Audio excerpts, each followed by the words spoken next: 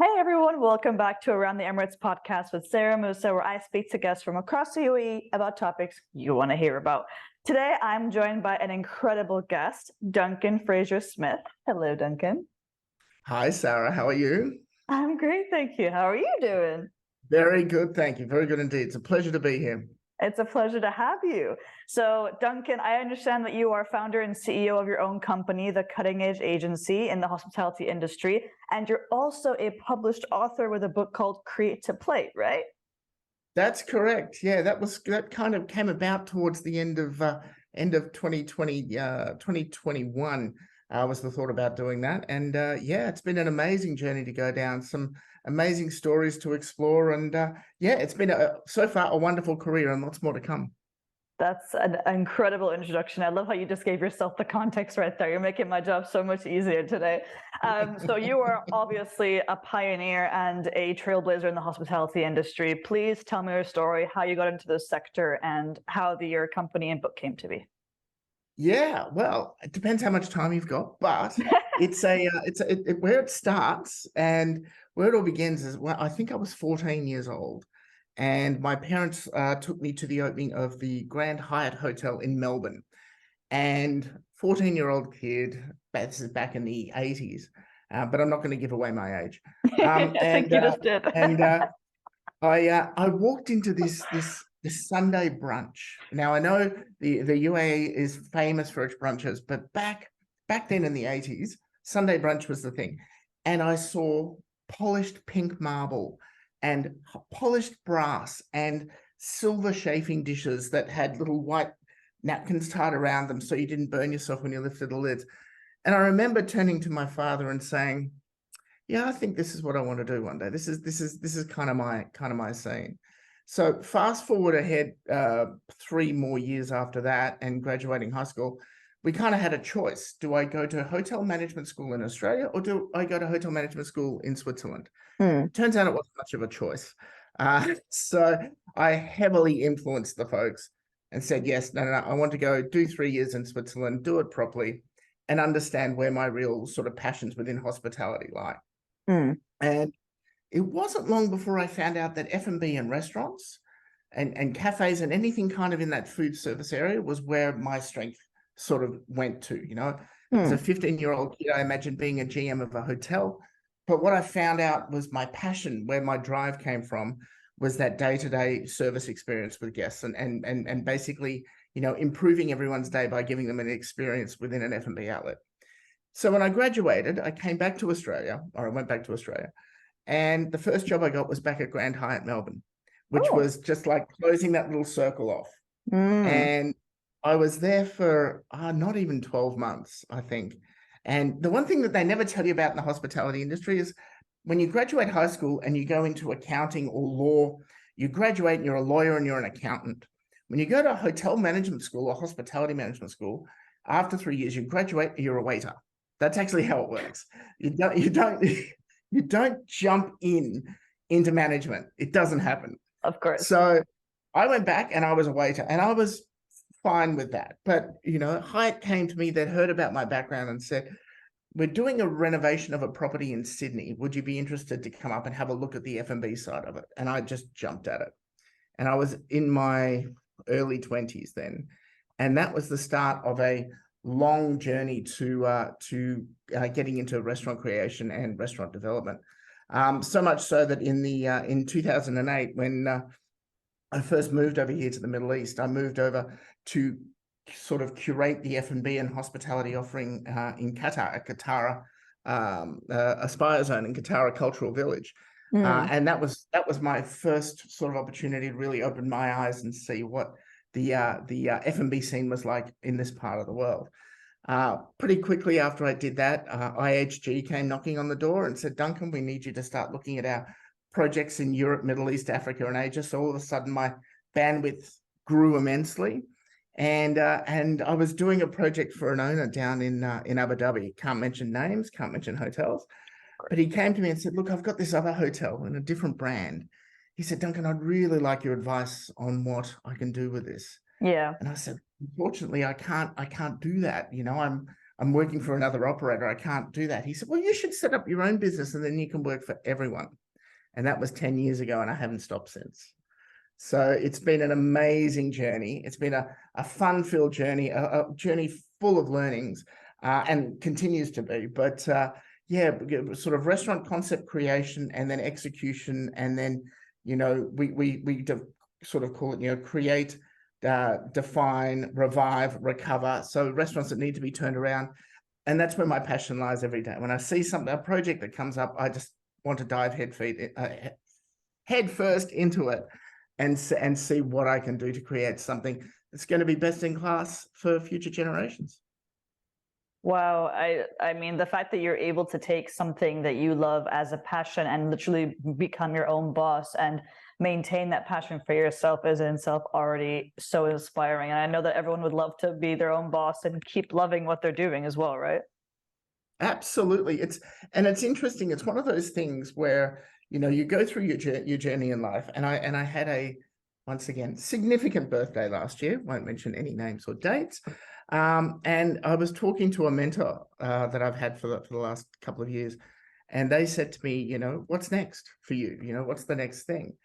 And of course, I was thinking in my, you know, decade previous headspace, going, well, I want to go and create, you know, a restaurant that's, you know, now that we've got Michelin in the UAE, I want to go and create a restaurant that's Michelin. I want to do this and go Milan and blah, blah, blah. And he said, you realize at this stage in your life now, it's not about that anymore. It's actually about how do you take what you've done and give that back to people that are just coming up through the ranks, that are starting out, that are maybe going, you know, I've been a head chef in a hotel restaurant for the last 6 years, and I think I can really do my own venue. How do you give back to them and give them all of the knowledge and tools that you've kind of had over those years, to give them sort of the best chance for setting themselves up for success? And that's where obviously Create to Plate was kind of born and bred. And it's a big pillar now of obviously what we do with the Cutting Edge Agency is the education piece and how we can, you know, hand back and sort of pay back to people that are coming through with all the learnings and the insights and the tactics that we discover over many, many concepts. I mean, I think in the Middle East alone, it's in, what is it now, 2008, so what are we, 15 years, it's over 220 concepts now that I've done over here. So you learn quite a lot through that process. So going back to what you just said about kind of the learnings and considering kind of the vast experience you have in the region here alone, what would you say are some of the key learnings that you'd like to share kind of with the audience from the book and from your journey so far? Yeah, I think, you know, there's well, in the book itself, I think every chapter is a learning. Because at the end of each chapter, I put in what's called a slam dunk moment, which is kind of if you don't read any of the rest of it, just take that sentence and walk away with it, and that'll get you started. But, you know, it all comes down to I think initially it comes down to we're in a passion business.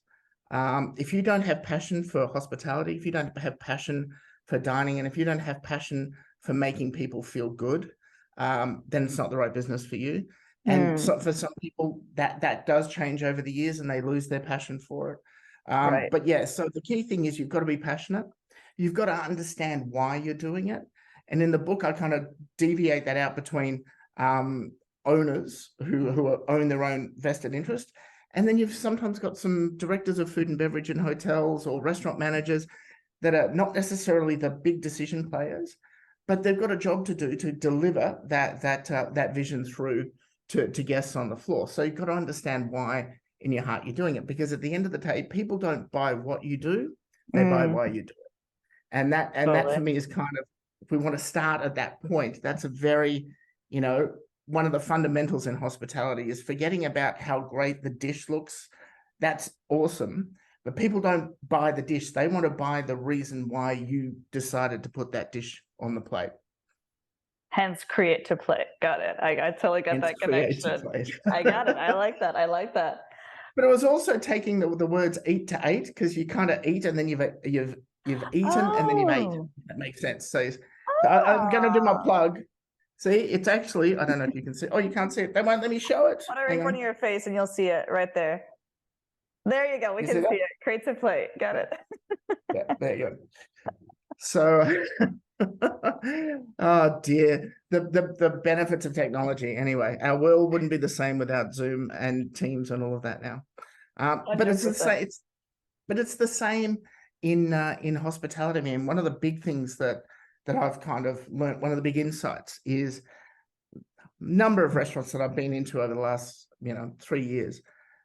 They still have an operations folder that sits on top of a refrigerator in a kitchen that's gathering dust. And you go and open it up, and all of the processes on how to make a cappuccino, how to shuck an oyster, they're all sitting there in a folder that no one's ever looking at. So one of the key things that we started recently, which was a huge kind of learning, was how much time was wasted. And I'll use a chef as an example. How much time was wasted by a chef training his staff or her staff how to prepare a dish?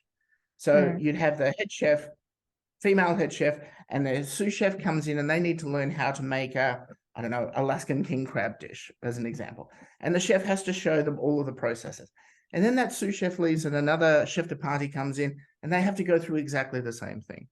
It's time that your team and your colleagues spend repeating themselves over and over and over again doing the same thing that is actually not beneficial to hospitality businesses as a whole. So we now video everything.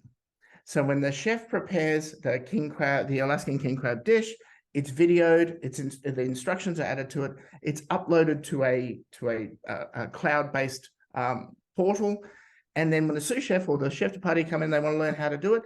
They can be sitting on the bus or the metro on their way home at the end of the day with their phone out, their headphones in, and learn how to do the dish. But the chef is off doing something else, which is a phenomenally good use of time.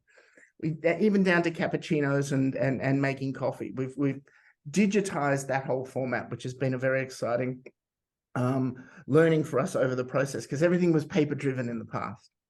That is so effective. And you bring me on to kind of my next question, because clearly there's been a lot of kind of innovation that goes into this, and it's not the usual like you said, it's not like some dusty book in the back of the kitchen, but like it's actual ways to be cost effective and effective use of your time as well. So you would have only had the kind of inspiration to create these methods had you come across the challenges that put you in those positions. So I'm kind of curious, after starting your own company in the hospitality industry and writing your own book, what are some of the key challenges that you've experienced, and how do you feel you overcame them? Oh, wow. I mean, I could go on for hours, but I think some of the key ones, some of the really key ones would stem from the two obvious ones is your human capital and your competition.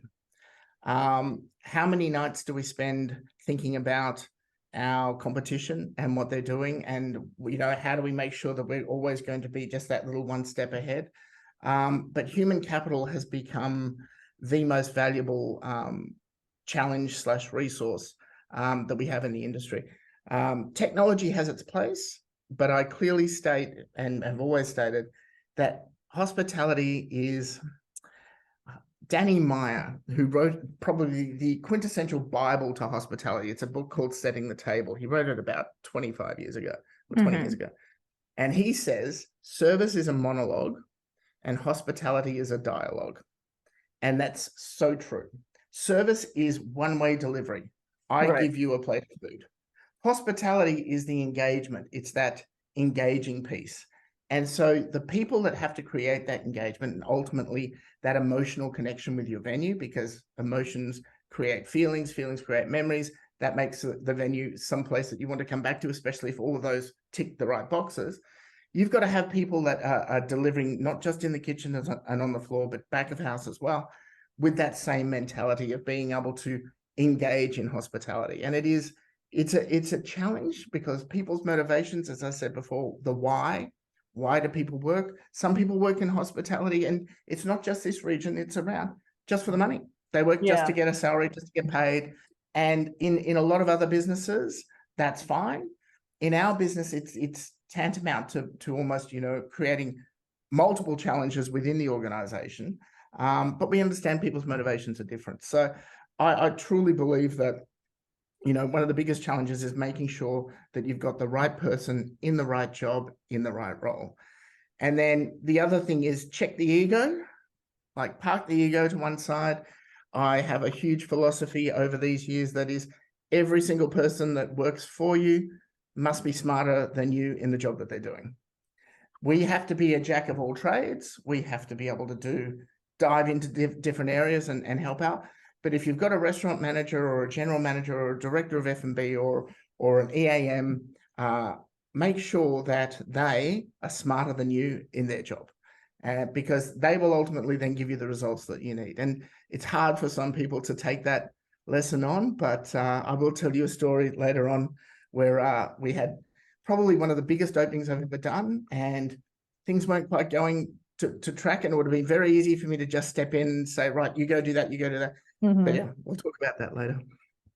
Well, it's actually my next question. And now that the fact that you just said that you have to be a jack of all trades in this industry, that must mean that you've seen a lot of wild experiences as you've kind of grown the success of the companies you've worked for. So please do tell me this story about this opening.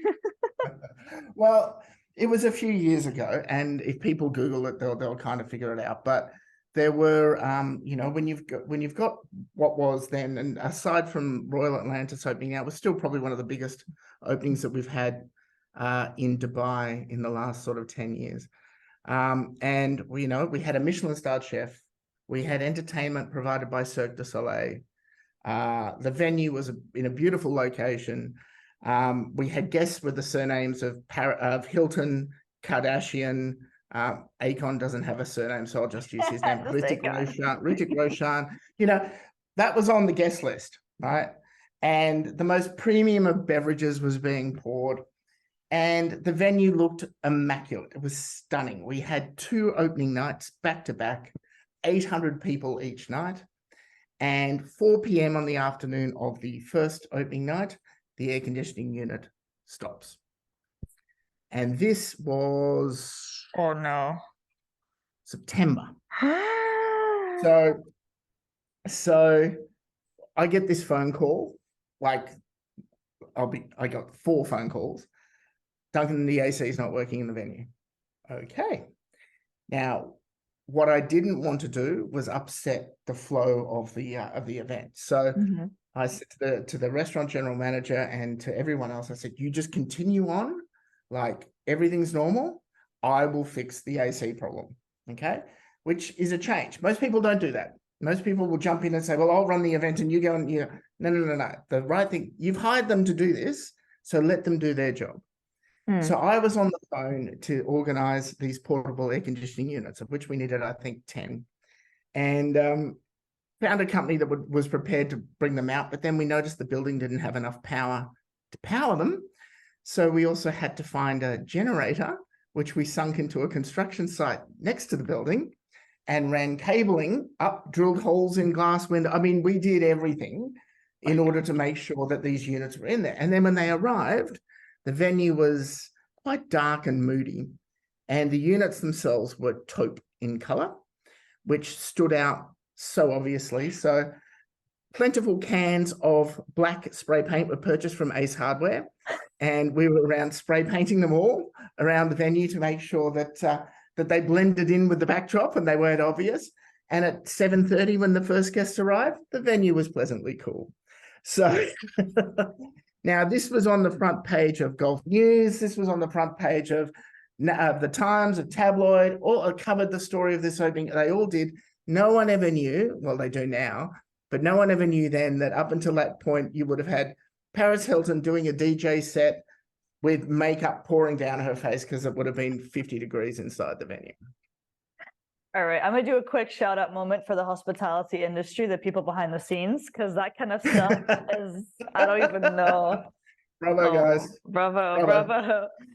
And wow. Then just to give, I know. To give you another funny story, and the gentleman, if he ever hears this, he'll really not be pleased with me for saying it. But I told him it was going to. I said I'm not putting it in the book, but if I'm asked about funny stories, it's coming out. We did a venue, actually a fantastic venue for an international car manufacturer. And if you get a copy of Create to Plate, you'll know exactly which one I'm talking about. It was their second only global venture into the F&B space with a car brand above it. And the owner of this particular concept based here was very, very hands-on in the development of the venue, which again, I think is great. It's our job as F&B consultants to steer people in the right direction, but we welcome all the feedback and all of that. Anyway, I'm sorry, it makes me laugh when I think about it. So one of his key requests was he wanted a baked American cheesecake as a dessert on the menu. Just that was his request. Now we were like, okay, we can do that. It doesn't quite fit into what the concept is that we're creating, but we will, we'll massage it. We'll do something. So we got 4 different baked American cheesecakes made by our pastry chef, put up on a counter for him to come in and experience. And he came in with a spoon, and he tasted the first one, and then he went, and then he tasted the second one, he tasted the third one, he tasted the fourth one, and then with 2 hands, he picked them up in his hands and said, "This is not cheesecake," and squished them between his fingers.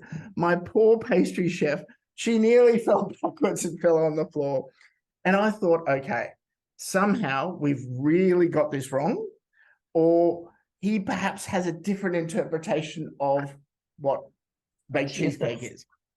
So digging in again, no, he was absolutely right in that he didn't know what the expectation of baked cheesecake was. He didn't want baked, he wanted traditional, but when he told us what he wanted, the word baked American cheesecake came out, and that's what we created. I have hundreds of these stories and anecdotes of these sort of scenarios that happen where things kind of get lost a little bit in translation, but the look on everyone's face when this cheesecake is picked up from the plate and it's just like squished in his fingers. And I was like, yes, welcome to hospitality. Shout out to all the people that work back at House and Hospitality as well, because they all have to do it. Wow. Well, I know what I'm reading next. Oh my God. I need to read your book now. I need to completely just like dive into it, and I want to see more of these funny stories. Wow. There you go. Yeah, it is an industry. I think that the best way to describe it, it's an industry that is so dynamic and so universal. But our philosophy and what we always talk about is building a concept with soul. You've got to have an outlet that has a heartbeat, that has a soul to it, and having that as kind of, and we have that across all of our platforms, all of our pillars, is that you've got to understand, a brand new restaurant, when you walk into it, should have an element of feeling lived in. It shouldn't be just stark. And that's not just about the fixtures and fittings. It's about giving it that element of its own personality. And as I mentioned before, soul gets generated from this emotional connectivity piece, which is those wow moments in people's brains when they see something or they feel something or they hear something that makes them go, this is amazing. And yeah, it's great. One of the other analogies that gets used quite a lot is you always want to have shared ownership with your customers. And shared ownership means when they go out and talk to their friends and their colleagues about your venue, they say, I have to take you to my steakhouse, or I have to take you to my Italian restaurant, because then they feel like they have part of ownership in what you're producing. And word of mouth, as we know, is one of the best forms of marketing and advertising in the business. Well, thank you so much for sharing your story with me, Duncan. It's been an absolute honor to hear this. I'm delighted that you're able to be on the show and talk about not just lessons for hospitality, but lessons that we could all keep in mind when it comes to our jobs and our careers, like to be passionate and to make sure that we know that we're not, like you said, we're not selling what's on the plate, but we're selling the actual, why am I dining here? Why am I choosing this experience? Why am I choosing you as a person to come and support me? So thank you very much for being on my show. It's been an absolute pleasure. My pleasure, Sarah. Thank you very much. Thank you, guys. And if you guys want to check out his book, Creates a Plate, it's available now across all different platforms. You can also have a look through across our Instagram and LinkedIn pages for more details there. Bye.